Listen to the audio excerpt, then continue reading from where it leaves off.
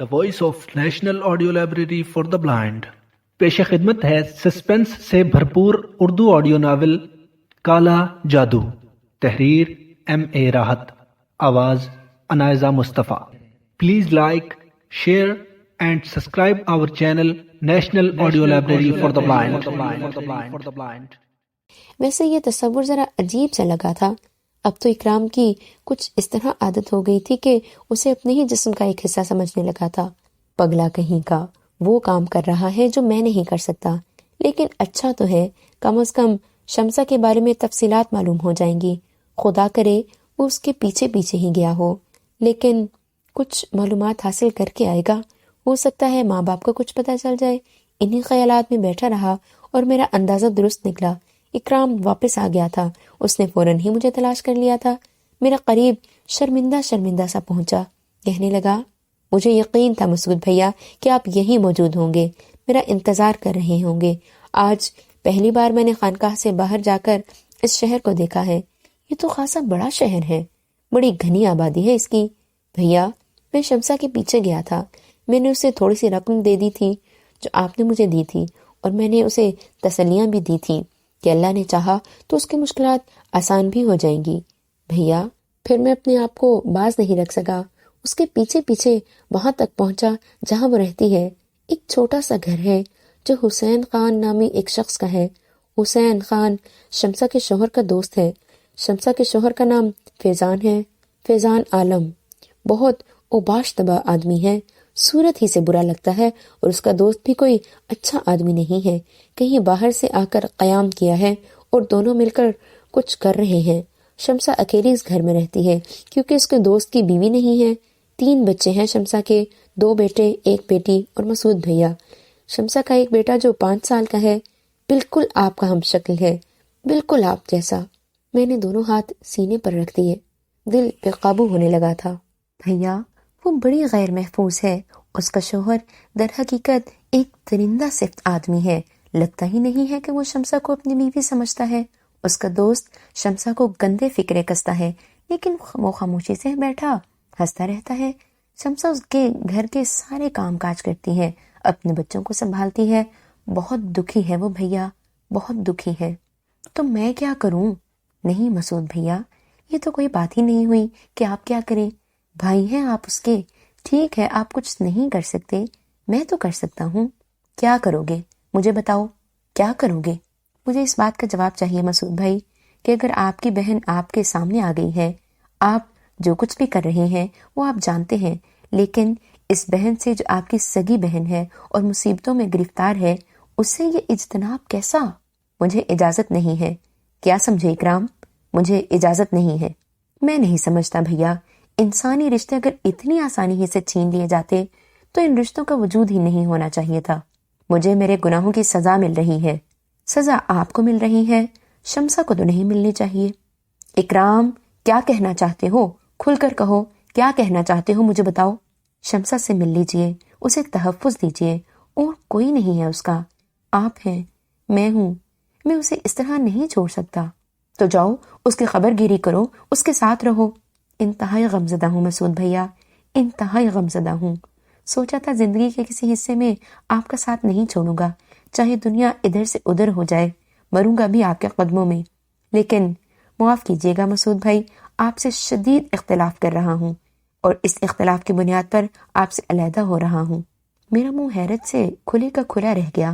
اکرام کے چہرے پر عجیب سے تاثرات تھے۔ اس نے کہا، آپ ہی کے حوالے سے میں اس سے روشناس ہوا ہوں، لیکن ایک ایسی بے بس، ایک ایسی تنہا لڑکی جس کا کوئی سرپرست نہیں، جس کے سر پر کوئی سایہ نہیں ہے، اور یہ معلوم ہونے کے بعد کہ اس کا ماضی کیا ہے، میرا ضمیر مجھے ملامت کر رہا ہے کہ میں اس خانقاہ میں آپ کے ساتھ بیٹھ کر عیش و آرام کی زندگی گزارتا رہوں، اور وہ اسی طرح زندگی کے جال میں الجھی ہوئی مصیبتیں اٹھاتی رہے۔ آپ ہی کے حوالے سے مسعود بھیا، اس کا بھائی ہوں، اور میرا فرض مجھے مجبور کر رہا ہے کہ بہن کے سر پر ہاتھ رکھوں۔ جس قابل بھی ہوں میں اس کی خبر گیری کروں، دیکھوں گا فیضان اسے کیا نقصان پہنچاتا ہے۔ بس بھیا، میرا اور آپ کا ساتھ یہیں تک تھا، ہمیشہ آپ کو یاد کرتا رہوں گا، لیکن یہ بات بھی آپ یاد رکھیے گا کہ جب آپ کی یاد میرے دل میں آئے گی تو میں سوچوں گا کہ آپ نے اپنی ذات کی بہتری کے لیے رشتوں کو ذبح کر دیا ہے۔ میں متفق نہیں ہوں آپ سے بھیا۔ میں پھٹی پھٹی آنکھوں سے اکرام کو دیکھ رہا تھا۔ میرے اندر گڑگڑاہٹیں ہو رہی تھیں اور میں کوئی فیصلہ نہیں کر پا رہا تھا کہ کیا کروں۔ دل چاہ رہا تھا کہ اکرام کو اٹھا کر زمین پر پٹخ دوں۔ کیوں میری زندگی کو ایک بار پھر تاریکیوں کی جانب دھکیل رہا ہے؟ کیوں ایسا کر رہا ہے وہ؟ لیکن جو جذبے اس کے سینے میں موجزن ہو گئے تھے ان سے منحرف تو میں بھی نہیں ہو سکتا تھا۔ اکرام سنجیدہ چہرہ بنائے کھڑا تھا، کہنے لگا، میری خواہش ہے مسعود بھیا، میری خواہش ہے کہ آپ شمسا سے مل لیں، فیضان عالم کا قبلہ درست کریں کہ وہ ایک باعزت زندگی گزارے۔ میں اس کے بعد اور کچھ نہیں چاہوں گا، لیکن اگر ہم اس کی طرف سے آنکھیں بدل لیتے ہیں تو یہ بہت بڑا گناہ ہوگا۔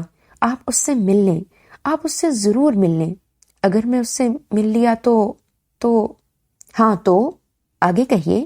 تو گنہگاروں میں شمار کیا جاؤں گا، نافرمان تصور کیا جاؤں گا، اور اس نافرمانی کی سزا ملے گی آپ کو، یہی نا؟ اکرام حد سے بڑھ رہے ہو۔ بڑھ رہا ہوں بھیا، جب رشتے اتنے ہی بے معنی ہو جائیں تو پھر میرا اور آپ کا کیا رشتہ؟ اپنی سزا سے ڈر رہے ہیں آپ، اور وہ سزا جو 4 افراد کو مل رہی ہے اور اس سے آگے بہت سے دوسروں کو مل رہی ہے، اس پر کیا کہیں گے؟ آپ جانتے ہیں آپ کا چھوٹا بھائی محمود سمندر پار ہے، وہ سب یعنی ماں باپ، ماموں ریاض زندگی کے عذاب میں گرفتار ہیں، اور آپ صرف اپنی ذات کے لیے جی رہے ہیں، ان سب کو بھول کر۔ سارے بدن میں اینٹھن ہو رہی تھی، دماغ میں شدید سنسناہٹ پیدا ہو گئی تھی۔ میں نے آنکھیں بند کر لیں، دانت بھینچ لیے اور اپنے آپ کو ان آوازوں سے دور کرنے کی کوشش کرنے لگا۔ عجیب لمحہ آیا تھا۔ ایک طرف شدید خوف دامنگیر تھا، جب بھی کبھی انحراف کی منزل میں داخل ہوا ایسے عذابوں سے گزرا کہ زندگی لرز گئی، اور اس کے بعد جو کچھ بھی تھی وہ ایک الگ داستان تھی۔ میں منحرف نہیں ہونا چاہتا تھا، لیکن اب وہ محبتیں دل پر عجیب سے اثر کر رہی تھیں جو فطرت کا ایک حصہ ہوتی ہیں۔ اکرام کے الفاظ نے دیوانگی طاری کر دی تھی۔ کیا کروں، کیا نہ کروں، کیا کرنا چاہیے مجھے؟ ہاں، کیا کروں؟ میں آنکھیں بھینچے ہوئے بیٹھا رہا۔ اکرام میرے سامنے ساکت تھا۔ گڑگڑاہٹیں آہستہ آہستہ رک گئیں اور مطلع صاف ہو گیا۔ میں مغلوب ہو گیا تھا، بالکل مغلوب ہو گیا تھا۔ واقعی بڑا عجیب و غریب تاثر تھا میرے ذہن پر۔ شمسا کی کربناک آوازیں ابھر رہی تھیں، رحم کرو سائیں، رحم کرو سائیں، 4 چوٹ کی مار مارتا ہے وہ مجھے، 3 بچے ہیں میرے، کوئی سہارا نہیں ہے، رحم کر دو سائیں، رحم کر دو۔ میں ایک دم اٹھ کھڑا ہوا۔ کہاں رہتی ہے شمسا؟ میں نے سوال کیا اور اکرام خوشی سے اچھل پڑا۔ میں اس کے گھر کا پورا پتہ یاد کر کے آیا ہوں، اگر آپ چاہیں تو میں آپ کو وہاں لے جا سکتا ہوں۔ چلو اکرام، چلنا ہے مجھے، جانا ہے مجھے، میں شمسا کے پاس جانا چاہتا ہوں، 3 بچے ہیں نا اس کے۔ چلو اکرام، چلو ٹھیک ہے، یہ بھی تقدیر ہی کا ایک حصہ ہے، آزما لوں گا اپنی تقدیر کو بھی۔ چلو اکرام، جلدی چلو، کہیں میرے پیروں میں لغزش نہ آ جائے۔ چلیے مسعود بھیا، اکرام نے کہا، اور میں لڑکھڑاتے قدموں سے اس کے ساتھ چل پڑا۔ ماضی کی تیز و تند ہوائیں ذہن سے گزر رہی تھیں۔ شمسا کا بچپن یاد آ رہا تھا۔ کیا دردناک لہجہ تھا اس کا، اس وقت جب وہ اپنی بپتا سنا رہی تھی، اور ایک اس کا بچپن تھا، شوخی اور شرارت سے بھرپور۔ میرا قدموں میں تیزی سے آتی جا رہی تھی۔ اکرام کو میرے ساتھ ساتھ دوڑنا پڑ رہا تھا، ایک طویل فاصلہ جو ہمیں ایسے ہی طے کرنا پڑا کیونکہ آبادی ذرا دور تھی۔ لیکن اس کے بعد اکرام نے مجھ سے آہستہ سے کہا، رفتار سست کر لیجئے مسعود بھیا، اس طرح دوڑ دوڑ کر چلیں گے تو لوگ ہماری جانب متوجہ ہو سکتے ہیں۔ میں نے بمشکل تمام اپنے آپ پر قابو پایا۔ اکرام پہلی بار اس آبادی میں آیا تھا، لیکن شمسا کے گھر کے پتے کو اس نے پوری طرح ذہن نشین کر لیا تھا، اور اب وہ آہستہ آہستہ اسی جانب بڑھ رہا تھا۔ تمہیں پتہ ٹھیک سے یاد ہے نا؟ ہاں، ہم ٹھیک راستے پر جا رہے ہیں۔ وہ دیکھیے، وہ چبوترا اور اس پر پیپل کا درخت، یہاں شاید ہندو پوجا کرتے ہیں۔ وہ چونے کے نشانات کتنی دور ہے یہاں سے؟ بس وہ چھوٹا میدان عبور کر کے ہم ان گھروں کے سلسلے تک پہنچ جائیں گے۔ جلدی کرو، تمہارے قدموں کی رفتار سست کیوں ہے؟ میں نے کہا تو اکرام مسکرا دیا۔ اس نے منہ سے کچھ نہیں کہا تھا، لیکن میں نے اس کی مسکراہٹ محسوس کر لی تھی۔ آنکھوں میں روشنی کی طرح پیاری تھی وہ مجھے، مگر کیا کرتا؟ اکرام اب بھی خاموش تھا۔ وہ میرے دل کی کیفیت کیا سمجھتا؟ کیا وسوسے تھے میرے دل میں، کیسے خوف پنہا تھے، میں ہی جانتا تھا۔ ملعون بھوریا چرن نے اس سے پہلے بھی مجھ سے ایسے کئی وار کیے تھے، مختلف شکلیں لایا تھا وہ میرے سامنے، کون جانے یہ بھی کوئی دھوکہ ہو یا پھر۔ میدان عبور کر لیا، مکانات کا سلسلہ شروع ہو گیا، پھر اکرام ایک مکان کے دروازے پر رک گیا۔ یہ ہے، اس نے کہا۔ آگے بھی وہ کچھ بولنا چاہتا تھا لیکن ایک دلدوز نسوانی چیخ نے اس کی آواز بند کر دی۔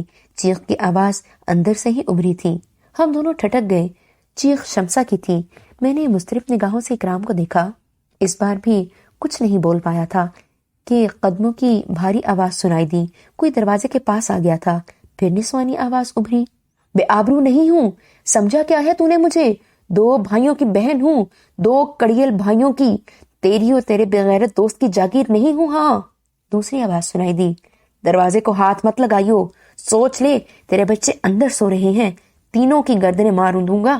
یہ ایک بھاری مردانہ آواز تھی، لیکن اس دوران دروازے کی زنجیر نیچے گر چکی تھی۔ خدا کے لیے تجھے خدا کا واسطہ ہاتھ جوڑتی ہوں تیرے، مان لے میری بات۔ لجاجت بھری آنسو میں ڈوبی آواز ابھری، یہ آواز میری شمسا کی تھی۔ نکل گئی ساری اکڑ، آجا، شاباش، اندر آجا، تیرے بچوں کی زندگی کا سوال ہے، یہ زنجیر چڑھا دے، کوئی تیری مدد کو نہیں آئے گا، تیرے کڑیل بھائی کہیں مزے سے سو رہے ہوں گے، چل زنجیر چڑھا کر اندر آجا۔ میرا پورا بدن لرزنے لگا۔ اکرام کی کیفیت بھی مجھ سے مختلف نہیں تھی۔ میں نے دروازے کو لات ماری اور دروازہ کھل گیا۔ شمسا کھڑی ہوئی تھی، اس سے 2 گز کے فاصلے پر ایک لمبا چوڑا آدمی کھڑا ہوا تھا، دونوں ہی اچھل پڑے تھے۔ شمسا کے حلق سے پھر چیخ نکل گئی، وہ دوڑ کر اکرام کے قریب آ گئی۔ بچا لے مجھے میرے بھائی، تجھے اللہ کا واسطہ بچا لے مجھے میرے بھیا، میرے بچے اندر ہیں، یہ مار دے گا انہیں۔ پیچھے کھڑا شخص آگے بڑھ آیا اور غرائے ہوئے لہجے میں بولا، کون ہو تم دونوں؟ اندر کیسے آئے ہو؟ میں پوچھتا ہوں تم میرے گھر میں کیسے گھسے؟ ڈاکہ ڈالنا چاہتے ہو؟ ابھی پولیس کے حوالے کرتا ہوں تمہیں۔ اکرام نے شمسا کو پیچھے ہٹایا اور پترائے ہوئے انداز میں آگے بڑھا، لیکن اس سے پہلے میں نے قدم آگے بڑھا دیے۔ میں نے ہاتھ سیدھا کر کے اکرام کے سامنے کر دیا اور وہ رک گیا۔ میں اس بدکردار شخص کو گھورتا ہوا اس کے قریب پہنچ گیا۔ اس کے منہ سے بدبو کے بھپکے اٹھ رہے تھے۔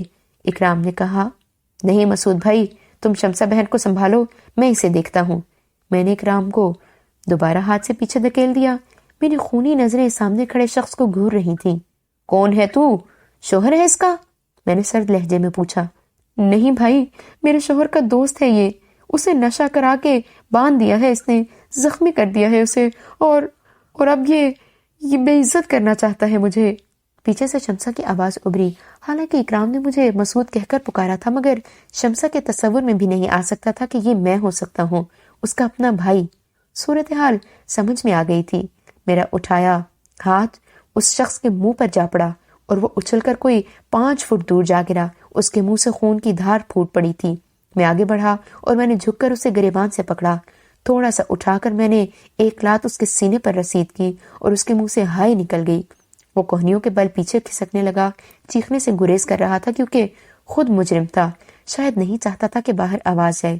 میں نے اس کی پنڈلی پر ٹھوکر رسید کر دی اور وہ زمین پر لوٹنے لگا۔ کمر، سینے اور پنڈلیوں پر لاتعداد ٹھوکروں سے وہ بے ہوش ہو گیا۔ اکرام نے آگے بڑھ کر مجھے پکڑ لیا۔ مر جائے گا کمبخت، چھوڑ دو بھیا، بس چھوڑ دو، بس بھیا بس کرو، مسعود بھائی رک جاؤ۔ اکرام اس طرح سامنے آیا کہ اب اگر میں اس شخص کو مارتا تو اکرام نشانہ بن جاتا، چنانچہ رکنا پڑا۔ شمسا خوف سے کانپ رہی تھی۔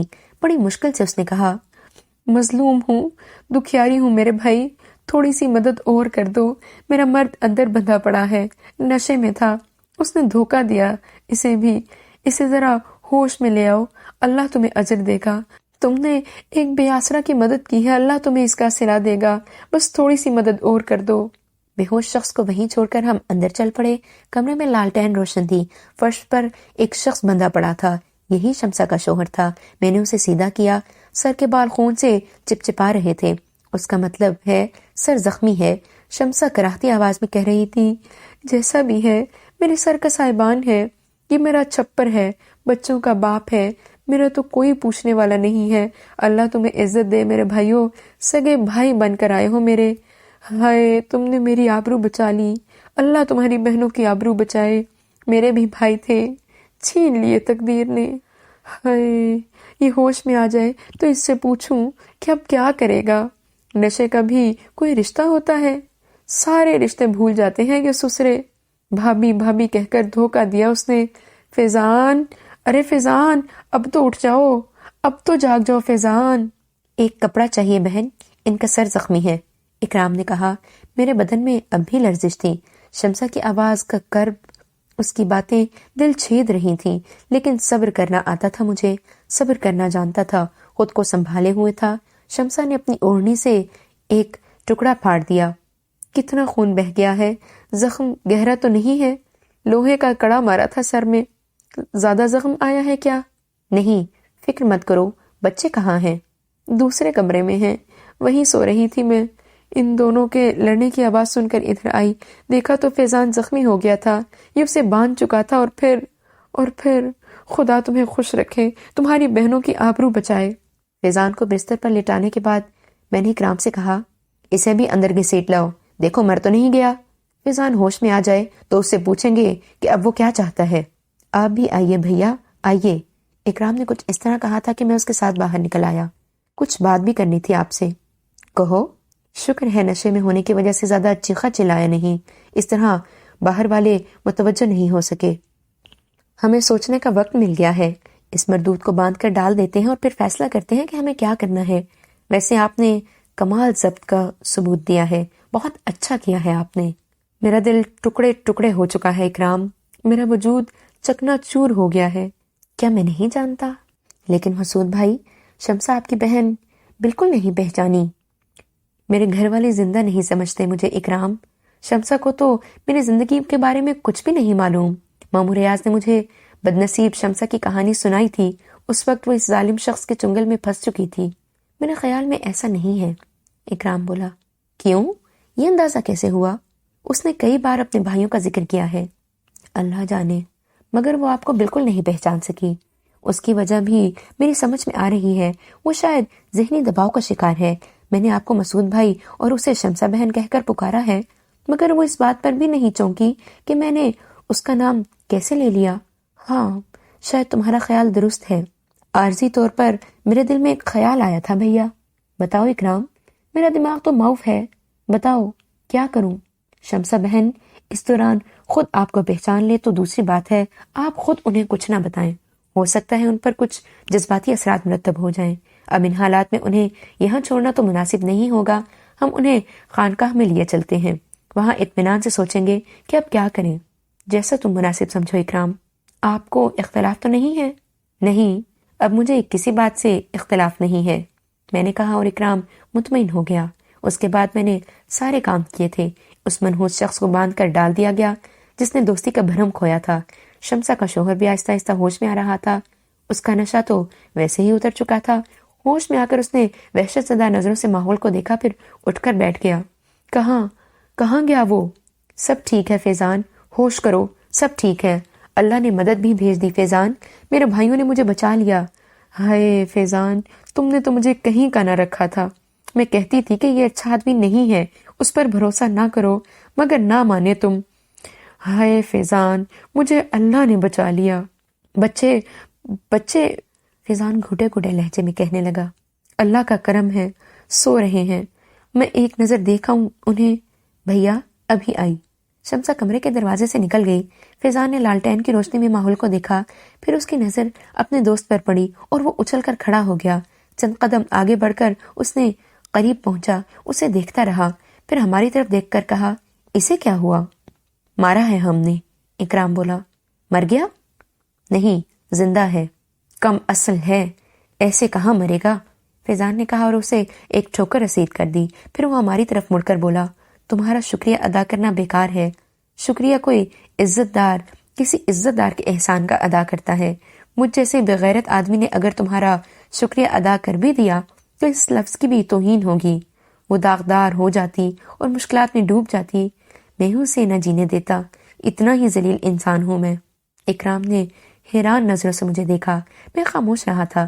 چند لمحات کے بعد فیضان نے کہا، مگر تم دونوں رحمت کے فرشتے بن کر آئے، اس وقت یہاں کیسے آئے؟ اور تمہیں کیسے معلوم ہوا کہ ہم ادھر سے گزر رہے تھے کہ ہمیں بہن کے چیخنے کی آواز سنائی دی؟ وہ دروازہ کھول کر باہر بھاگنا چاہتی تھی۔ ہم نے اس شخص کی آواز سنی جو کہہ رہا تھا کہ اگر باہر نکلی تو وہ بچوں کو گردن دبا کر مار دے گا۔ بس ہم اندر گھس آئے۔ کمینہ کتا، میرے بچوں کو فیضان بے قابو ہو کر پھر اپنے دوست کی طرف دوڑا، لیکن اکرام نے اسے کمر سے پکڑ لیا۔ وہ بے ہوش ہے، جذباتی ہونا بیکار ہے۔ اب یہ بتاؤ بھائی کہ آگے کیا کرنا ہے؟ یہ میرا بہت پرانا دوست تھا، بڑا مان تھا مجھے اس پر، فیضان نے کہا۔ اس کی اصلیت معلوم ہو گئی، افسوس کرنا بیکار ہے۔ تم دونوں جن راستوں کے راہی تھے وہ اچھے تو نہیں تھے۔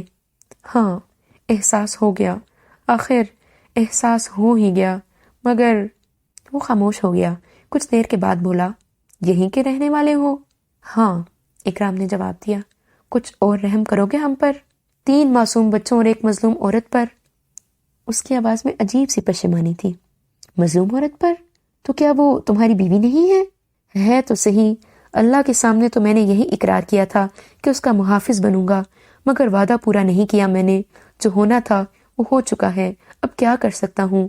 ظلم کیے ہیں میں نے اس پر، کاش آنکھ نہ کھلتی۔ اس سے بھی معافی نہیں مانگوں گا، جھوٹ سمجھے گی، کبھی یقین نہیں کرے گی، کوئی فائدہ بھی نہیں، کیا کر سکوں گا اس کے لیے؟ بیکار ہے۔ ارے ہاں، اپنی بات لے بیٹھا، تم سے رحم کی بھیک مانگ رہا تھا کہ اپنی کہانی سنانے لگا۔ بولو کیا چاہتے ہو؟ اس سے تو دشمنی ہو گئی، اب اس کے ساتھ تو رہا نہیں جا سکتا۔ تھوڑی سی مدد کر دو، عارضی طور پر سر چھپانے کی جگہ دے دو، کچھ کمانے کی کوشش کروں گا، پھر یہاں سے کہیں اور نکل لوں گا۔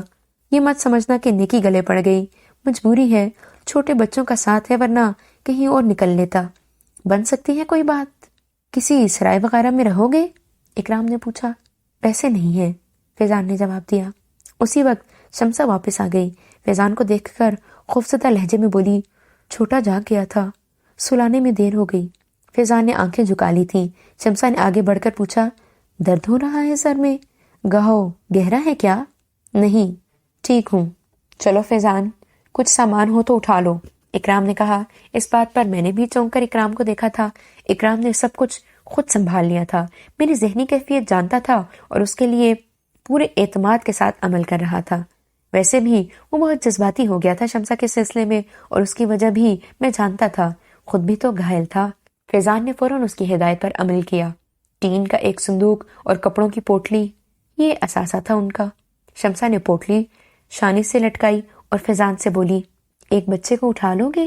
فیضان خاموشی سے اس کے پیچھے چل پڑا، اس کے پیچھے اکرام اور پھر میں۔ فیضان نے ایک بچے کو اٹھایا تو اکرام نے فوراً اسے اپنی گود میں لے لیا۔ شمسہ نے دوسرے بچے کو اٹھایا تو میں نے ہاتھ پھیلا دیے۔ نرم ننھا سا وجود میری آغوش میں آیا تو محبت کے سوتے کھل گئے۔ بھانجا تھا میرا، ماموں میں اس کا، اپنی خوشبو آ رہی تھی اس کے بدن سے، میں نے اسے بھینچ لیا۔ تیسرے بچے کو فیضان نے اٹھا لیا، اکرام نے صندوق بھی ہاتھ میں لٹکا لیا تھا۔ اس طرح ہم گھر سے باہر نکل آئے۔ میں جانتا تھا کہ اکرام نے انہیں خانقاہ لے جانے کا فیصلہ کیا ہے، اس سے عمدہ جگہ ہو بھی نہیں سکتی تھی۔ خانقاہ کا رخ کرتے ہوئے شمسہ چونکی تھی، اور پھر میں نے اسے آنکھیں پھاڑ کر اکرام کو اور خود کو دیکھتے ہوئے پایا تھا۔ مجھے علم تھا کہ اکرام نے اس کی مالی مدد بھی کی تھی، ہو سکتا ہے شمسہ اسے پہچانتی ہو، لیکن اول تو رات اور پھر اس حادثے کی بدحواسی نے اسے اکرام پر غور نہ کرنے دیا، مگر اب راستہ طے کرتے ہوئے وہ بار بار ہمیں دیکھ رہی تھی۔ ہم خانقاہ پہنچ گئے، میں انہیں اپنی رہائش گاہ میں لے گیا تھا۔ اکرام نے کہا، فیضان بھائی، آپ اور بہن یہاں آرام سے رہیں، اطمینان رکھیں، سب ٹھیک ہو جائے گا۔ یہ مزار ہے کسی بزرگ کا؟ فیضان نے کہا۔ جو کچھ بھی ہے، آپ کو یہاں تکلیف نہیں ہوگی۔ ہم دونوں انہیں چھوڑ کر باہر نکل آئے، ایک کھلی جگہ پتھر پر بیٹھ گئے۔ تحت نگاہ پراسرار رات بکھری ہوئی تھی، انوکھی کہانیوں کی امین۔ اکرام نے کہا، کیسی عجیب کہانی ہے، اب آپ کیا سوچ رہے ہیں مسعود بھائی؟ پتہ نہیں اکرام۔ میری کسی بات کو فریب نہ سمجھے مسعود بھائی، میری زندگی کا مقصد، میرا مسلک سریا کی تلاش تھا، وہ مجھے شمسہ کی شکل میں مل گئی ہے۔ اگر وہ سریا نہیں ہے تو شمسہ تو ہے، بلکہ شمسہ کا مل جانا میرے لیے بڑی ڈھارس کا باعث ہے۔ جس طرح تقدیر نے مجھے شمسہ دے دی، اسی طرح سریا بھی ضرور مل جائے گی۔ میرا ایمان ہے اسے تلاش کرنے کے لیے میں کوئی جد و جہد نہیں کروں گا، ہاں انتظار ضرور کروں گا کسی ایسے لمحے کا جو سریا کو میرے سامنے لے آئے۔ آپ کا مشن الگ ہے اور میں اس میں کوئی مداخلت نہیں کروں گا۔ آپ جس طرح چاہیں اپنا مشن جاری رکھ سکتے ہیں، مگر میں اب شمسہ کی خدمت کروں گا، اس کی محرومیاں دور کر دوں گا۔ اکرام سخت جذباتی ہو رہا تھا۔ میں نے کوئی جواب نہیں دیا۔ کچھ بولیں گے نہیں مسعود بھائی؟ کیا کہوں اکرام، میں نے آج پہلی بار کئی کام آپ کی مرضی کے خلاف کر ڈالے ہیں۔ میرا مطلب ہے آپ سے پوچھے بغیر۔ میں نے تمہیں اپنا محکوم کبھی نہیں سمجھا۔ اس عمل سے آپ ناراض تو نہیں ہیں؟ وہ میری بہن ہے اکرام، اسے سہارا دیا ہے تم نے۔ شکریہ بھیا، میرا حوصلہ بڑھ گیا ہے۔ میں اس کے لیے سب کچھ کروں گا، جو بن پڑے گا کروں گا۔ میں ایک درخواست کروں گا تم سے اکرام۔ حکم دے مسعود بھائی، اسے میرے بارے میں کچھ نہ بتانا۔ اوہ، اکرام آہستہ سے بولا۔ کچھ دیر سوچتا رہا، پھر بولا ٹھیک ہے، حالانکہ میں نے سوچا تھا کہ خیر آپ جو بہتر سمجھیں۔ ٹھیک ہے، میں نہیں بتاؤں گا۔ جاؤ آرام کرو، کہیں بھی پڑے رہنا، خانقاہ وسیع ہے۔ اکرام کچھ دیر خاموش بیٹھا رہا، پھر وہاں سے اٹھ کر ایک طرف چل پڑا۔ میرے دل و دماغ پر شدید بوجھ تھا، سخت ہیجان کا شکار ہو رہا تھا۔ شمسہ کو کلیجے میں بھر لینے کو جی چاہ رہا تھا، رواں رواں چیخ رہا تھا میرا۔ سارے بدن میں جوار بھاٹے اٹھ رہے تھے، مگر خوف کا شکار تھا۔ پتہ نہیں میرا یہ عمل مجھے کیا سزا دے۔ ابھی اجازت نہیں تھی، ابھی صبر کرنا تھا۔ اکرام کے الفاظ نے جذباتی کر دیا تھا اور میں شمسہ کے پاس پہنچ گیا، مگر یہ ضروری تھا۔ بروقت پہنچے تھے ہم لوگ، نہ جانے کیا ہو جاتا، نہ جانے وہ منحوس شخص میری شمسہ کے ساتھ کیا سلوک کرتا۔ بے چینی عروج پر پہنچی تو آنکھیں بند کر کے مراقبہ کرنے لگا۔ اس وقت مجھے شمسہ کے لیے رہنمائی درکار تھی۔ ہاں، میں انہی کی محبت سے مغلوب ہو رہا تھا، مگر کوئی اشارہ نہیں ملا، کچھ نہیں ہوا۔ ایسا ہوتا تھا، بعض اوقات چھوٹی سی بات کے لیے اشارے مل جاتے تھے اور بعض اوقات کچھ نہیں پتہ چلتا تھا۔ گویا میری صواب دید پر ہے، تاہم اس فیصلے پر اٹل تھا کہ شمسہ پر کوئی خود کو ظاہر نہیں کروں گا کبھی۔ باقی رات بھی سوچتے ہوئے گزری تھی۔ فیضان اب بہتری کی طرف مائل تھا، اس بارے میں کسی حد تک معلومات حاصل ہو گئی تھی۔ انہیں ایک نامعلوم مستقبل کے سپرد نہیں کیا جا سکتا تھا، کچھ کرنا ہوگا ان کے لیے، مگر کیا؟ دوسری صبح شامی میرے پاس آ گیا۔ وہ مسعود بھائی، آپ کے کچھ مہمان آئے ہیں۔ ہاں شامی، میں آپ سے ملنے گیا تھا، مگر وہاں ایک خاتون اور چند بچوں کو دیکھ کر حیران ہو گیا۔ وہ کچھ دن یہاں رہیں گے شامی۔ ٹھیک ہے، مجھے ان کے لیے ہدایات دے دیں، ان کی ضرورتیں پوری کرنی ہیں، میرے اوپر تمہارا احسان ہوگا۔ کیسی باتیں کر رہے ہیں مسعود بھائی، اندھے تو نہیں ہیں سب لوگ؟ ہم جانتے ہیں کہ یہاں تمہارے دم کا ظہور ہے۔ بڑا بابا تو نہ جانے کہاں گم ہو گیا، اسے تلاش کرنے کی ہر کوشش ناکام ہو گئی ہے۔ تم نے بس یہ کہہ دیا کہ وہ تمہارے مہمان ہیں تو سب ٹھیک ہو گیا۔ ہمارا فرض ہے ان کی دیکھ بھال کرنا، تم اطمینان رکھو۔ شکریہ شامی۔ یہاں سے اٹھ کر میں خانقاہ میں جا بیٹھا، ناشتہ وغیرہ وہیں کر لیا تھا۔ پھر اکرام آ گیا۔ شمسہ نے مجھے پہچان لیا ہے مسعود بھائی۔ کیا مطلب؟ وہ آپ نے کچھ پیسے دیے تھے نا مجھے، میں نے خود اسے دیے تھے۔ صبح کو مجھے دیکھ کر حیران ہو گئی، بہت معصوم ہے وہ۔ فیضان کے سامنے ہی بول پڑی کہ بھیا تم وہی ہو نا جس نے مجھے پیسے دیے تھے؟ میرا تو نہیں پوچھا تھا، میں نے آہستہ سے کہا۔ پوچھا تھا؟ کیا کہا تھا؟ کہنے لگی دوسرے بھیا کہاں ہیں؟ تم نے کیا جواب دیا؟ میں نے کہا وہ کہیں گئے ہیں، کسی بھی وقت واپس آ جائیں گے۔ فیضان کا کیا حال ہے؟ سخت شرمندہ نظر آتا ہے، بالکل خاموش ہے، ایک لفظ منہ سے نہیں نکالا اس نے میرے سامنے۔ شمسہ سے کہنا پردہ نشین لڑکیوں کی طرح اندر رہے، کسی کے سامنے نہ آئے۔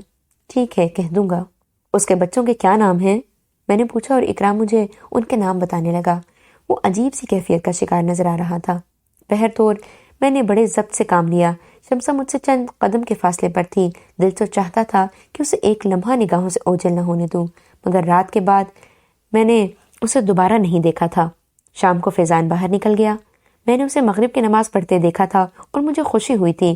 انسان اللہ کے حضور سربسجود ہو جائے تو برائیاں مرجھا جاتی ہیں، اسے خوف ہوتا ہے کہ وہ سر جھکا کر اپنی برائیوں کا کیا جواب دے گا۔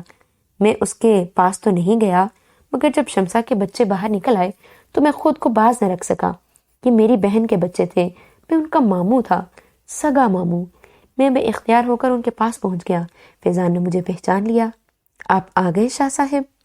کہو کیا حال ہے فیضان میاں؟ حضور سخت زخمی ہوں، اپنے زخموں کے لیے مرہم چاہتا ہوں، اللہ تمہیں سکون عطا فرمائے، میں نے بچوں سے کھیلتے ہوئے کہا۔ دل و دماغ میں سخت ہیجان برپا ہے، نہ جانے کیا کیا کہنا چاہتا ہوں، مگر کس سے کہوں، کیسے دل ہلکا کروں؟ کوئی ہے جو مجھ پر یقین کر لے؟ شمسہ تمہاری بیوی ہے، نظر ملانے کے قابل نہیں ہوں اس سے۔ جو کچھ میں نے اس کے ساتھ کیا ہے اللہ مجھے کبھی معاف نہیں کرے گا۔ اگر تم شمسہ کے مجرم ہو تو اس سے معافی مانگ لو، اس نے تمہیں معاف کر دیا تو اللہ تعالیٰ تمہیں ضرور معاف کر دے گا۔ بہت شرمندہ ہوں میں اس سے، اس کی شخصیت تباہ کر دی ہے میں نے۔ بہت ذہین، بہت سمجھدار، بڑی زیرک اور معاملہ فہم تھی۔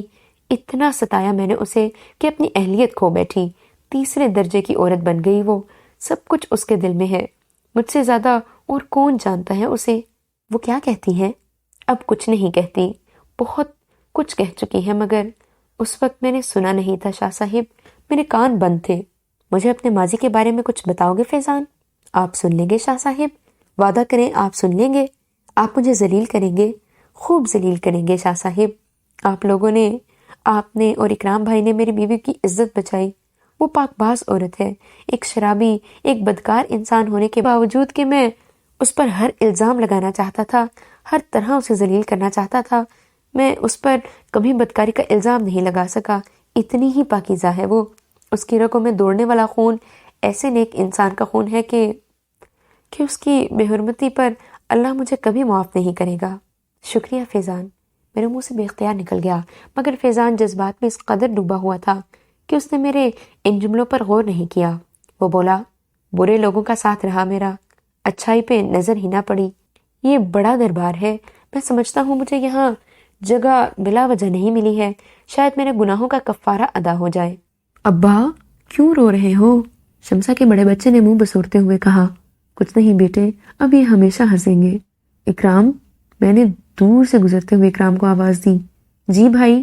اکرام قریب آ گیا، اس نے جان بوجھ کر میرا نام لینے سے گریز کیا تھا، ورنہ مجھے وہ کبھی خالی بھائی نہیں کہتا تھا۔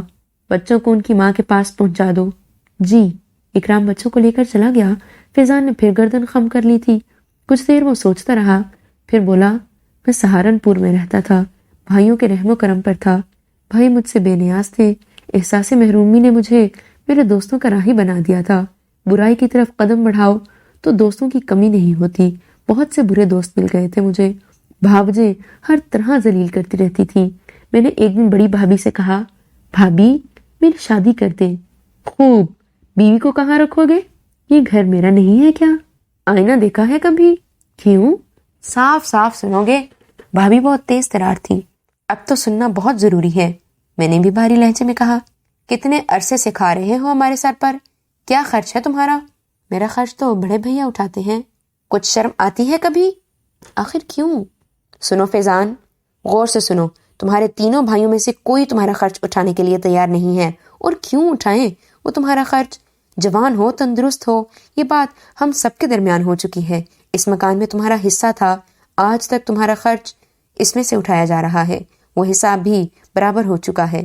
سمجھ میں آ گیا؟ بھابھی کی بات مجھے بہت بری لگی تھی، مگر میں اس بات پر ناراض نہیں ہوا، بلکہ میں نے سنجیدگی سے سوچا، واقعی میں بہت پست ہو گیا ہوں۔ میں نے ایک دم خود کو بدل لیا، نوکری کی، دوسرے کام کرنے لگا۔ کافی چالاک تھا میں، پیسے کمانا مشکل نہ ہوا، میں نے اپنی حیثیت بدل لی۔ بھابھی بھی خوش تھے، بھائی بھی خوش تھے، بھاوجے بھی، انہیں بھی بہت کچھ دیتا تھا۔ پرانے دوستوں کو چھوڑ کر، ہر بری عادت چھوڑ کر مجھے بہت تکلیف ہوتی تھی، لیکن میں سب کچھ برداشت کر رہا تھا، ایک اچھا انسان بننا چاہتا تھا۔ پھر میں نے شمسہ کو دیکھا، یہ لوگ نئے نئے ہمارے محلے میں کر رہے تھے۔ شمسہ مجھے بھا گئی۔ اس کے والد صاحب کا نام محفوظ احمد تھا، ایک اور صاحب ان کے ساتھ رہتے تھے جن کا نام ریاض احمد تھا۔ کسی قدر پریشان حال تھے وہ لوگ، مگر شریف تھے۔ بڑی آرزوؤں کے ساتھ میں نے اپنی بھابھیوں کو شمسہ کے گھر رشتہ لے کر بھیجا۔ وہاں سے جواب ملا کہ ہم سوچ کر جواب دیں گے۔ میں انتظار کرتا رہا، مگر وہاں سے کوئی جواب نہیں ملا۔ ایک بار پھر میں نے بھابھیوں سے کہا تو میری منجلی بھابھی نے مجھ پر طنز کرتے ہوئے کہا، بیکار ہے فیضان، تمہاری شہرت دور دور تک ہے، کون جان بوجھ کر مکھی نکلے گی۔ اب میں ٹھیک ہو چکا ہوں بھابھی۔ ٹھیک ہو چکے ہو، دیکھ لینا جو جواب ملے گا، دیکھ لینا۔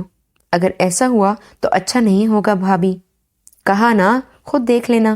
میری بھابھی دوبارہ محفوظ احمد صاحب کے گھر گئی، مگر جواب واقعی مجلی بھابھی کے خیال کے مطابق تھا۔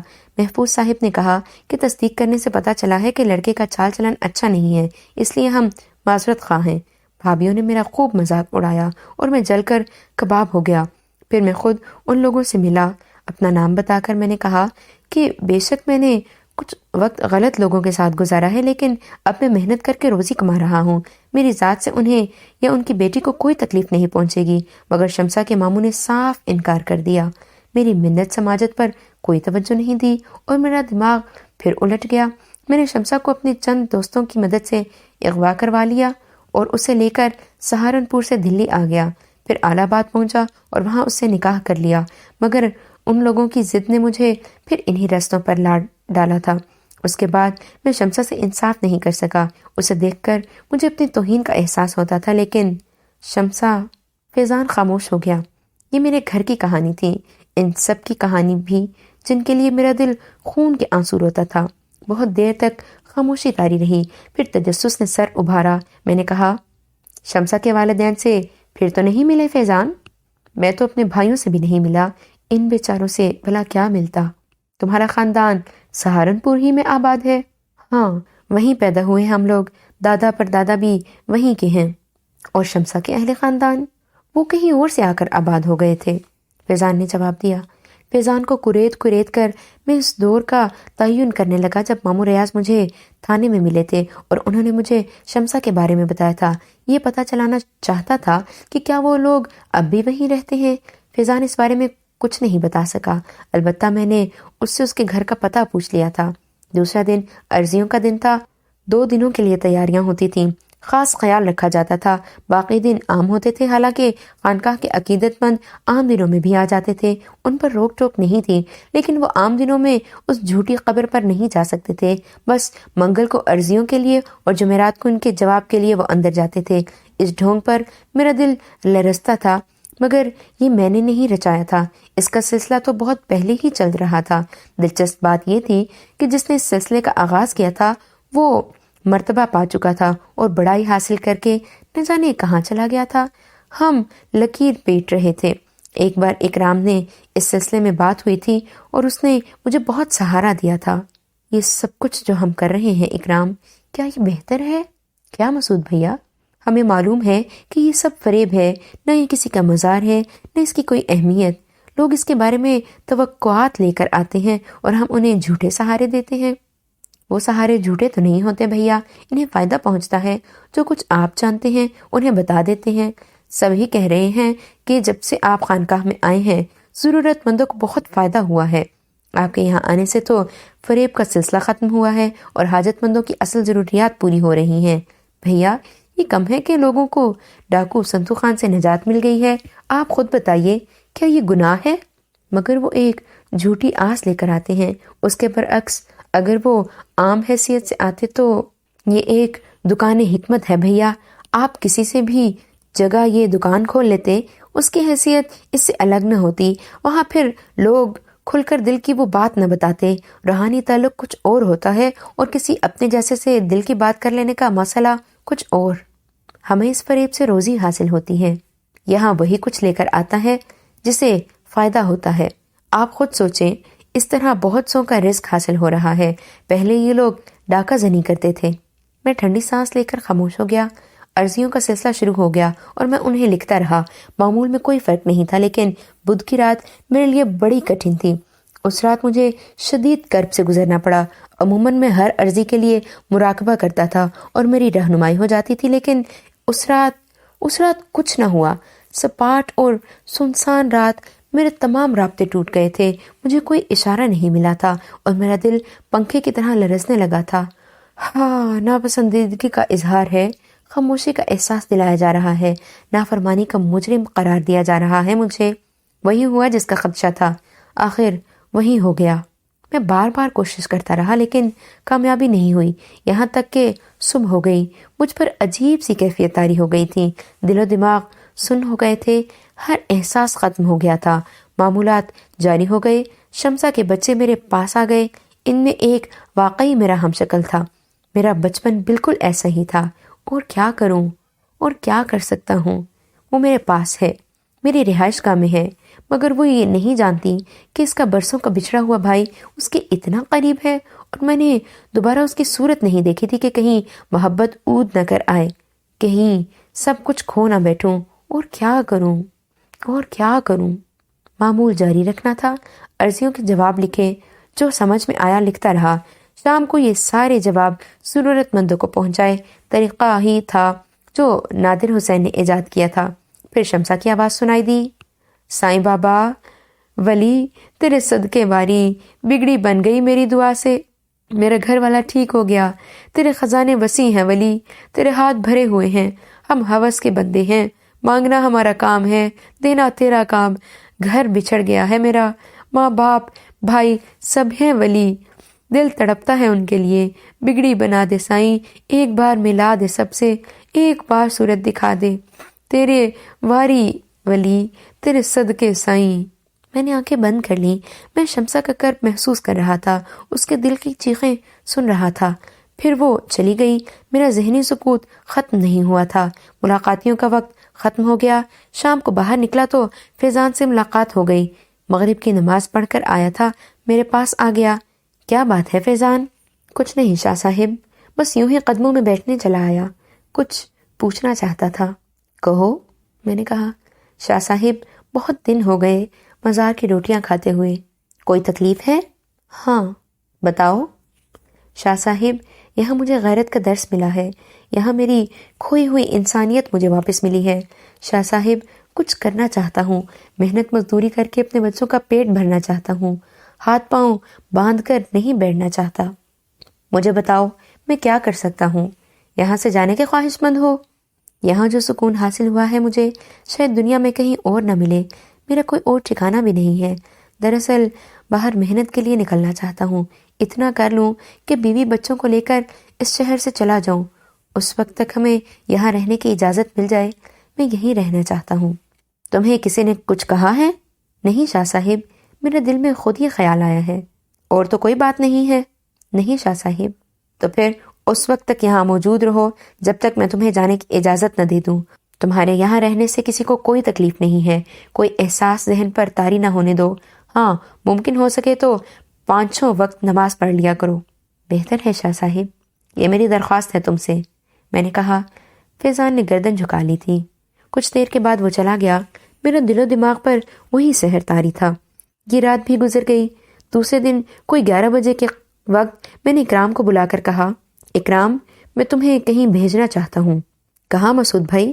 سہارنپور، ایک پتہ دے رہا ہوں، وہاں جا کر معلوم کرو کہ محفوظ احمد، ریاض احمد وغیرہ یہاں رہتے ہیں یا نہیں، بس یہ معلوم کر کے آنا ہے۔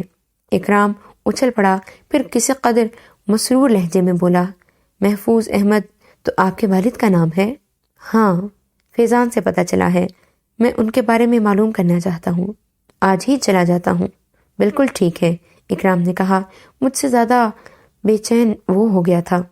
دوپہر کے بعد وہ چلا گیا، میرا دل دھڑک رہا تھا، اعصاب جیسے اینچ کر رہ گئے تھے، سکرات کا عالم طاری تھا۔ شام کو یہ جمود ٹوٹ گیا۔ شامی میرے پاس آیا تھا، اس نے ایک نہایت خوبصورت مخمل کی ڈبیا میرے سامنے کرتے ہوئے کہا، اسے دیکھ لیجئے مسعود بھائی۔ کیا ہے یہ؟ ایک عجیب واقعہ ہے۔ پچھلے شام عقیدت مندوں میں ایک دبلا پتلا سوکھا سا آدمی آیا تھا، اس نے خانقاہ میں ڈبیا نذرانے کے طور پر پیش کرتے ہوئے کہا کہ اسے قبول کیا جائے، لوگ ایسی چیزیں بھی دے جاتے ہیں۔ میں نے یہ ڈبیا طاق میں رکھی اور بھول گیا، ابھی تھوڑی دیر قبل اندر گیا تو یہ مجھے نظر آئی، میں نے اسے کھول کر دیکھا تو اچھل پڑا، اس میں پیلے رنگ کی ایک مکڑی گھس گئی۔ حیرت کی بات یہ ہے مسعود بھائی کہ جس آدمی نے یہ ڈبیا دی تھی اس کی آنکھیں بالکل اس مکڑی جیسی تھیں۔ پیلی مکڑی؟ میرے منہ سے بے اختیار چیخ نکلی۔ میں اچھل کر کھڑا ہو گیا۔ کہاں ہے؟ کہاں گئی مکڑی؟ شامی نے پوچھا۔ ہاں آؤ جلدی کرو، میں نے تیزی سے خانقاہ کی طرف دوڑتے ہوئے کہا۔ شامی حیران سا میرے پیچھے دوڑا، ظاہر ہے وہ میری بدحواسی کیا سمجھتا۔ میرا دل دھک دھک کرنے لگا تھا، پیلی مکڑی کے نام سے میرا دل لرز گیا تھا۔ مجھ سے زیادہ کون اس بارے میں جان سکتا تھا؟ شامی نے میرے ساتھ دوڑتے ہوئے کچھ کہا تھا مگر میرے کانوں میں کوئی آواز نہیں آ رہی تھی۔ اندر اندھیرا تھا، بس وہ مدھم چراغ روشن تھا جو عموماً وہاں روشن رہتا تھا۔ اس مدھم روشنی میں بھلا کیا نظر آتا؟ پھر بھی میں جالے قبر کے پاس بیٹھ کر آنکھیں پھاڑنے لگا۔ شامی میرے قریب موجود تھا۔ کچھ سوچ کر اس نے اوپر رکھا چراغ اتارا اور میرے قریب کر دیا۔ بیکار ہے شامی، وہ اب یہاں کہاں ہوگا؟ میرے منہ سے نکلا۔ کون؟ شامی نے پوچھا۔ میں نے اسے کوئی جواب نہیں دیا تھا۔ دیر تک میں وہاں بیٹھا رہا۔ شامی نے ہی مجھے آواز دی تھی، مسعود بھائی، مسعود بھائی۔ کیا ہو گیا ہے آپ کو؟ ضرور کوئی خاص بات ہے، آؤ شامی باہر چلیں، میں نے کہا۔ شامی نے چراغ واپس اس کی جگہ رکھا اور میرے ساتھ باہر نکل آیا۔ مجھے کچھ نہیں بتاؤ گے مسعود بھائی؟ کیا بتاؤں شامی؟ وہ سب کچھ تھا تو عجیب، مگر میں نے غور کیا تھا لوگ چڑھاوے چڑھاتے ہی ہیں۔ بہت سے عقیدت مند سونے کے چھلے، زنجیریں چادر میں پرو کر قبر پر ڈالتے ہیں۔ وہ ڈبیا بھی میں نے ایسے ہی سمجھی تھی، مگر اس کے بعد اس میں سے مکڑی نکلی۔ اس سے زیادہ آپ کی یہ کیفیت پریشان کن ہے۔ ایسی کیا خاص بات تھی اس مکڑی میں جس نے آپ کو اتنا پریشان کر دیا؟ پیلی مکڑی نحوست کا نشان ہوتی ہے شامی، سخت نحوست کا نشان، اور وہ نحوست یہاں آ چکی ہے۔ تو پھر اب کیا ہوگا؟ شامی کی آواز میں بھی خوف بیدار ہو گیا۔ پیلی مکڑی جہاں کہیں نظر آئے اسے فوراً مار دینا، صرف پیلی مکڑی کو۔ ٹھیک ہے، کل دن کی روشنی میں ہم سب اسے تلاش کریں گے۔ مگر وہ آدمی کون تھا؟ اس کی آنکھیں بڑی عجیب تھیں، بالکل اسی مکڑی کی مانند۔ پتہ نہیں کون تھا۔ شامی دیر تک میرے پاس بیٹھا، نہ جانے کیا کیا کہتا رہا، مگر میری حالت بہتر نہ تھی۔ مجھے احساس ہو رہا تھا کہ بات پھر بگڑ گئی ہے، میرے قدموں میں لغزش آ گئی ہے۔ مجھے ایک بار پھر تنہائیوں سے واسطہ پڑا ہے۔ اکرام بھی موجود نہیں تھا۔ جو کچھ سہارا ہو، بیچارے لوگ میرے بارے میں کچھ نہیں جانتے، ان سے کیا کہوں؟ کیسے دل کا بوجھ ہلکا کروں؟ آرام نہیں کریں گے مسعود بھائی؟ ہاں، بس یہی رہوں گا، تم جاؤ۔ شامی چلا گیا۔ میں نے اداس نگاہوں سے چاروں طرف دیکھا، بالکل اکیلا رہ گیا تھا میں۔ کیا کروں؟ انسان تو ہوں، ہوش و حواس میں ہوں، مجھ سے میرے حواس کیوں نہیں چھین لیے جاتے؟ کتنا جبر کروں دل پر؟ کیسے اس پیار کو کھرچ کر پھینک دوں جو خون میں رچا ہوا ہے؟ بہن ہے وہ میری، ماں جائی ہے، فریاد کرتی ہوئی آئی تھی، نیم دیوانی ہو رہی تھی۔ ایک انسان کی قسم سے کیسے باز رہ جاتا؟ کتنا تو روکا تھا خود کو، خون جوش مار گیا، اور پھر اگر اس کی مدد کو نہ جاتا تو وہ کس طرح برباد ہو جاتی؟ کون تھا اس کا پرسان حال؟ اس کے بعد سے مسلسل جبر کر رہا ہوں، دوبارہ اس کی صورت نہیں دیکھی۔ اس کے بچے سامنے آتے ہیں، ان میں سے ایک میں میرا بچپن سمایا ہوا ہے، ہو بہو میرا نقش ہے وہ۔ میں اس کا ماموں ہوں، اور کتنا جبر کروں خود پر، اور کتنا جبر کروں؟ انسان ہوں، مجھ سے میرے ہوش کیوں نہیں چھین لیے جاتے؟ مجھے وہ مقام کیوں نہیں دے دیا جاتا جو نادر حسین کو مل گیا؟ میں تڑپنے لگا، میرا پورا وجود انگارہ بن گیا تھا۔ صدیاں بیت گئیں، خوشیوں سے دور ہوئے۔ خوف، بس ایک خوف۔ رہنمائی کرو، میری رہنمائی کرو۔ آج آنکھوں سے آنسو نہیں بہے تھے۔ سنا گیا ہے کہ آنسو توبہ کی قبولیت کا پتہ دیتے ہیں، دل کا گداز رہنما ہوتا ہے، مگر آنکھیں خشک تھیں، سینہ جل رہا تھا۔ رات گزر گئی، کوئی خیال دل سے نہ گزرا، کوئی ہدایت نہ ملی۔ صبح کو سینہ پتھرا گیا، سوچوں سے چھٹکارا مل گیا۔ اس کے بعد کے معمول وہی رہے۔ دوسرا دن اور کئی دن گزر گئے۔ اکرام کا بے چینی سے انتظار کر رہا تھا، لیکن ایک بات پر حیرت ہوئی، عرضیوں کا سلسلہ جاری تھا، ان کے نتائج بھی سامنے آتے رہتے تھے۔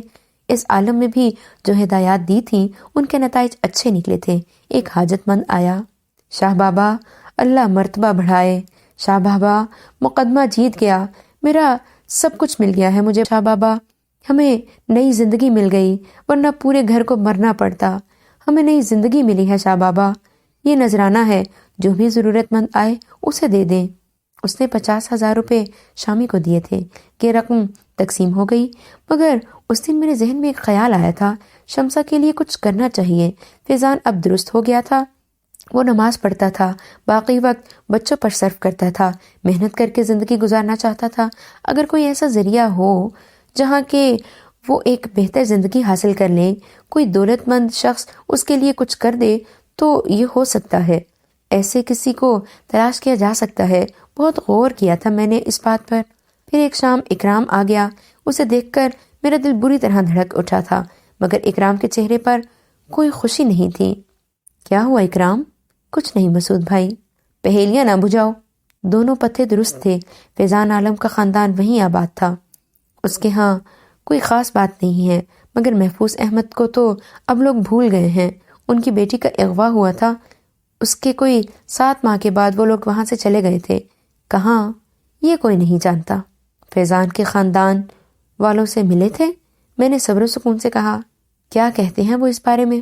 فیضان ہی کو برا بھلا کہہ رہے تھے، اسے بد کردار، اوباش اور آوارہ کہہ رہے تھے۔ اغوا کے واقعے سے خود کو لا تعلق ظاہر کر رہے تھے اور کہہ رہے تھے کہ اب ان کا اپنے بھائی سے کوئی رابطہ نہیں ہے۔ کوئی نشاندہی نہیں کر سکے محفوظ احمد کی؟ نہیں۔ چلو ٹھیک ہے، یہی بہتر ہوگا۔ ہر کام وقت پر ہوتا ہے مسعود بھائی، جس طرح ہمیں شمسہ ملی ہے اسی طرح وہ لوگ بھی مل جائیں گے۔ ہاں شاید نہیں، یقیناً اسی طرح مسعود بھائی جیسے مجھے سریا کے مل جانے کا یقین ہے۔ میں نے چونک کر اکرام کو دیکھا، اس کے چہرے پر آفاقی سکون تھا۔ مجھے خیال گزرا کہ اکرام بھی عظمت کا ثبوت دے رہا ہے۔ اس نے صبر و شکر کر لیا ہے، وہ سریا کا نام بھی نہیں لیتا۔ وہ ان تمام مسائل میں خود کو ضم کر لیتا ہے جو سامنے آتے ہیں۔ وہ مجھ سے زیادہ باظرف ہے۔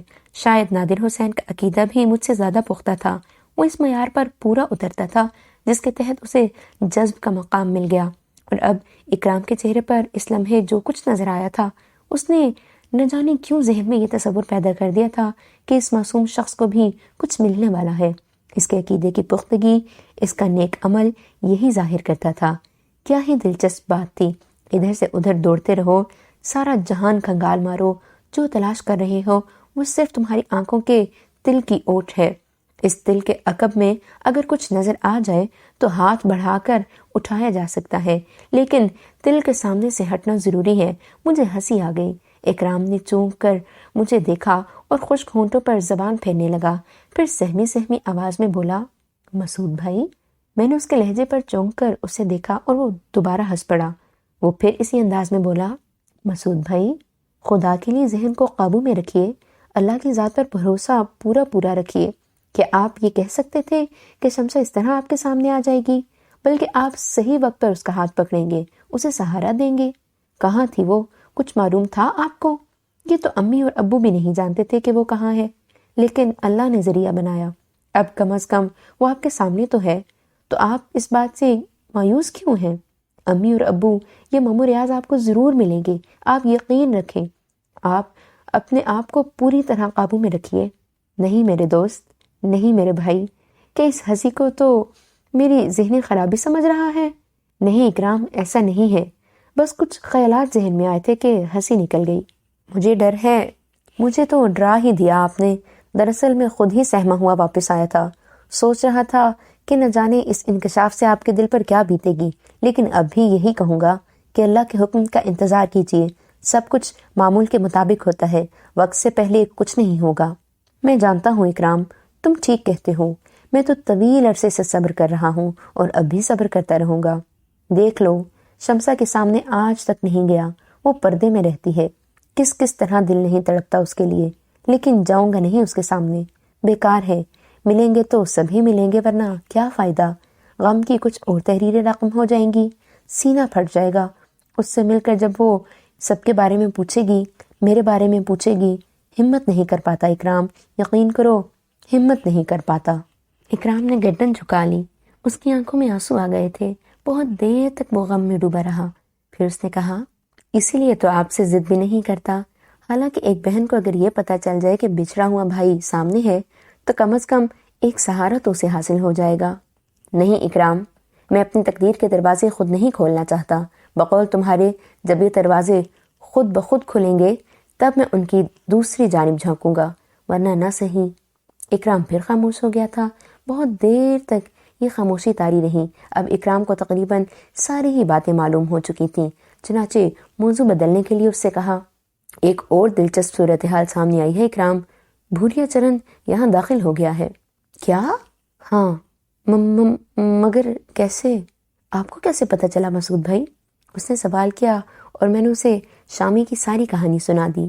اس کے بدن پر لرزہ طاری ہو گیا تھا۔ اس نے کہا، اور یہ جگہ ایسی ہے کہ اس کا راستہ نہیں رک سکتا، میرا مطلب ہے یہ ایک جعلی خانقاہ ہے اور یہاں ہر ایک آ جا سکتا ہے، کوئی روحانی تصور تو وابستہ نہیں ہے اس سے۔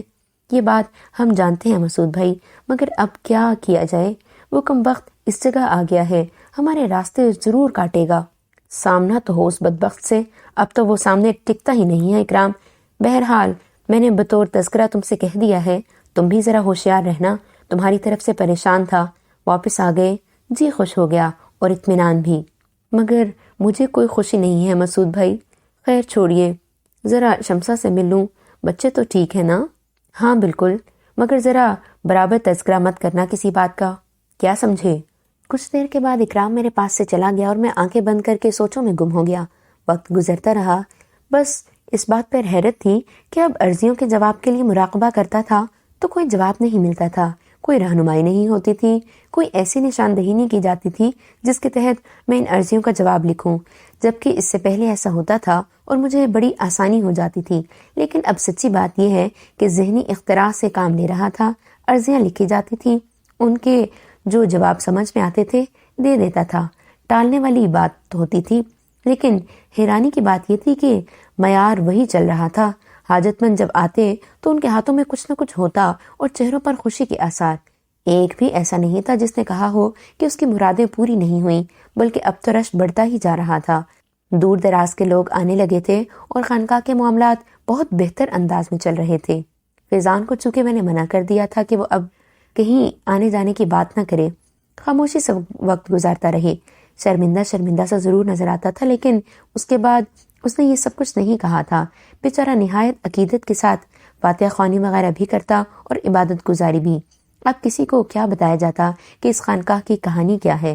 بھوریا چرن کا شبہ بے شک ہوا تھا، لیکن خاصا وقت گزر جانے کے بعد کوئی ایسا عمل نہیں ہوا تھا جو تردد کا شکار کر دے۔ البتہ دل کو اس بات کا یقین تھا کہ کچھ ہوا ضرور ہے۔ بھوریا چرن پر اعتماد نہیں کیا جا سکتا، اس نے کوئی نہ کوئی چکر چلایا ہوگا اور نہ جانے اس کے کیا نتائج سامنے آئے۔ کیا کہا جا سکتا ہے؟ یہ فیصلہ کرنا ناممکن ہی تھا۔ اس دن بھی منگل کا تھا اور منگل کو مرادیں مانگنے والے آیا کرتے تھے۔ ایک سیاہ رنگ کی بڑی سی گاڑی آئی تھی اور اس سے ایک بھاری بھرکم جسم کے مالک شخص اترے، شیروانی پاجامے میں ملبوس، وارنش کا پمپ پہنے ہوئے، صاحب حیثیت آدمی معلوم ہوتے تھے۔